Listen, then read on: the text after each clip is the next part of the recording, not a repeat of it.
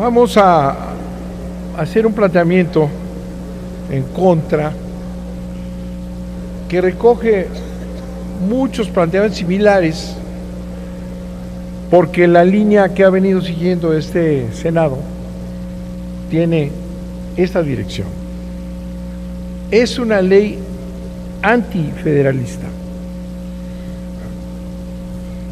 Implica una limitación paulatina, ahí van, paulatina de los alcances del artículo 124 en la Constitución, a favor de las competencias de las autoridades centrales, federales del país. Sí. Crecen las competencias de la Federación en el artículo 73 constitucional, ya lo habíamos comentado,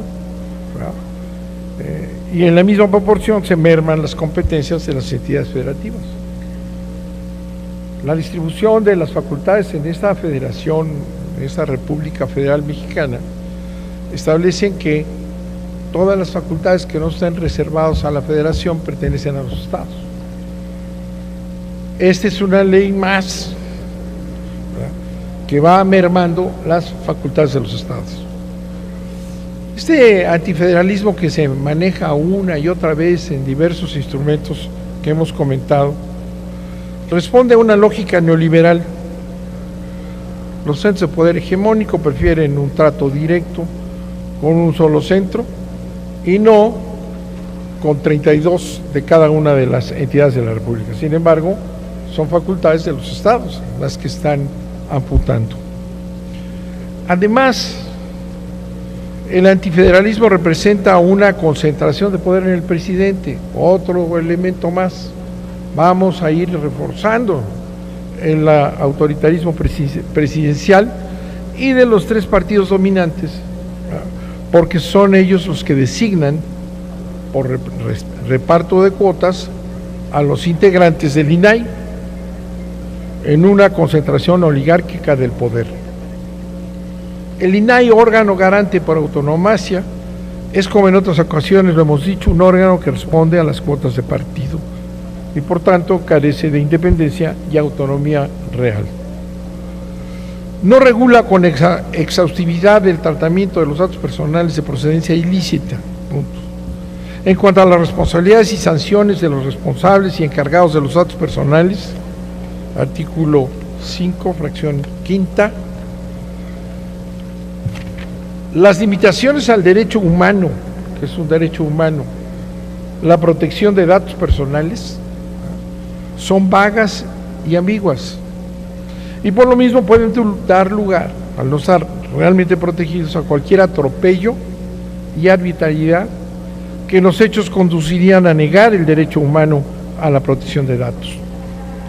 Esas limitaciones al derecho humano a la protección de los datos son, establece siempre y cuando esté de por medio la seguridad nacional, las disposiciones de orden público, la seguridad y salud públicas, la protección de derechos de tercero, artículo 6, párrafo 2, su indeterminación semántica hace nugatorio el derecho. Si sí es una protección a ese derecho que tenemos todos de la protección de nuestros datos personales, sin embargo, estas limitaciones en términos generales, seguridad, ¿quién define qué es la seguridad que va a hacer que mis derechos a mis datos personales sean vulnerados o hechos públicos? O salud pública, o la protección de derechos de tercero, están totalmente indeterminados y obviamente dejan abierta una enorme puerta para la no protección de los derechos a los datos personales. El tratamiento de datos personales por parte de autoridades responsables para finalidades distintas al aviso de privacidad requiere no solo del consentimiento del titular, sino una explicación exhaustiva de las consecuencias jurídicas de su violación. Es incorrecto que se puedan utilizar datos personales de personas desaparecidas sin el consentimiento de sus víctimas y familiares, artículo 18. Las excepciones previstas en los artículos 22, 66 y 70 para no recabar el consentimiento del titular de los derechos son excesivas. Algunas de ellas, por ejemplo, el artículo 22, fracción segunda, violentan el principio de reserva de ley y promueven la arbitrariedad interpretativa de la autoridad responsable. El dictamen está diseñado desde una visión individualista, como si nada más fueran esos derechos los que existen. No prevé acciones colectivas para proteger los derechos ARCO, así se llama, ni establece que grupos sociales con interés simple o difuso puedan reclamar sus derechos, que son acceso, rectificación, cancelación y oposición. Artículos 48 y siguientes. El reciente escándalo del INE, el robo de los datos personales del padrón electoral, debería dar lugar a establecer en este dictamen, ¿verdad?, toda una serie de facultades colectivas, acciones colectivas, porque lo que se ha exhibido son precisamente datos privados colectivos que afectan a una enorme colectividad. Podría ser y se ve como necesario que existan esas protecciones. El sistema de autoridad responsable y encargados previstos en los artículos 58 y siguientes del dictamen implican la privatización de los datos personales de los gobernados. Artículos 58 y siguientes. Pues no serán las autoridades, este es el caminito neoliberal de hay que privatizar todo, ¿no?, y dar pie a grandes negocios, ¿verdad? Pues no serán las autoridades las que custodien los datos personales, sino particulares encargados, ¿verdad?, los que lo harán mediante una relación contractual en la que ni siquiera se establece que es de derecho público. No solo se privatiza el manejo de los datos personales de los gobernados, ¿por qué dar la autorización para que se entreguen los datos personales a empresas privadas, que pueden ser extranjeras, sino que las empresas encargadas podrán, además, las que van a tener un contrato por tener el cuidado y manejo de los datos personales, ¿verdad?, además pueden subcontratar a otras, es que es el asunto del negocio, ¿no?, los servicios de tratamiento de los datos. Estamos hablando de la dilución en manos privadas de las competencias del Estado una vez más.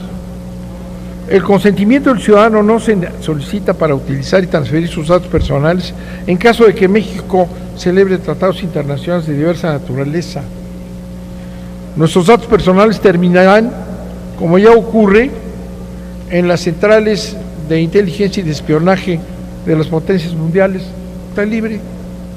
Todo eso puede pasar. Parece que el dictamen se aprueba por eso, para que el Estado transfiera nuestros datos sin nuestro consentimiento a las potencias que controlan el espionaje mundial. Parece broma, pero así es. Artículo 65 y siguientes. El artículo 81 del dictamen viola directamente los artículos 14 y 16, pues sin orden judicial se pueden intervenir las comunicaciones privadas. El dictamen es omiso sobre las sanciones económicas de otro tipo y remite a las leyes de la materia. Consideramos esto una irresponsabilidad del Senado, porque las conductas consideradas ilícitas deben de tener un tratamiento específico en esta ley de carácter específico y no hay sanciones. El dictamen contiene errores de técnica legislativa, se refiere a una fracción del artículo 122 que ya no existe. En síntesis, votaremos en contra porque el dictamen no protege con seriedad los datos personales de los ciudadanos, dado que las autoridades pueden contratar y subcontratar con particulares la administración de estos. El esquema de contratación y de subcontratación es un esquema claramente neoliberal, contrario al derecho público de un país soberano. Se convierte la protección de los datos personales en un negocio privado, en donde se pueden vender los datos a unos y a otros. Las excepciones para no solicitar la autorización del titular, para emplear para fines distintos a los de la ley los datos personales, ¿sí?, a los de la ley, son ambiguas, indeterminadas y conducirán a la arbitrariedad. Qué grandes generalidades. 4. La soberanía de nuestro país está en riesgo, pues mediante tratados el Estado mexicano podrá disponer de los datos personales de todos los habitantes de este país sin consultarlos. Es un dictamen de corte decimonónico. No estipula mecanismos de acción colectiva y de interés difuso para proteger los datos de los personales de los habitantes. El INAI, la institución garante, es un órgano controlado por los partidos mediante el esquema de reparto de cuotas. Se trata de un dictamen antifederalista, insisto, que merma competencias de los órganos garantes de los estados, y el dictamen consiste en realidad, en una autorización al Estado para que haga lo que quiera con nuestros datos personales. No hay protección efectiva para ellos, que contradice, desde luego, a la Ley General de Protección a los Datos Personales. Muchas gracias, señor presidente.